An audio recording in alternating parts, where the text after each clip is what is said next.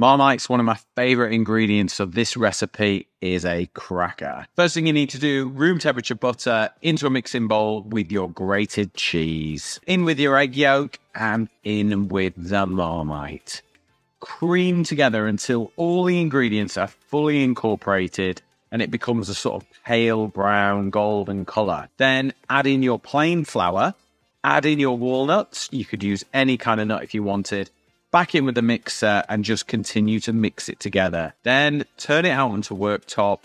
Using your hands, squeeze it together and roll it into a sausage. Once you've formed that shape, place it in the fridge for an hour and chill it down so it's much easier to slice into portions. Nice thin 1/2 centimeter discs. Then place them onto a baking mat. Bake these biscuits at 170 degrees until golden and crisp, and then you have the ultimate Marmite snack.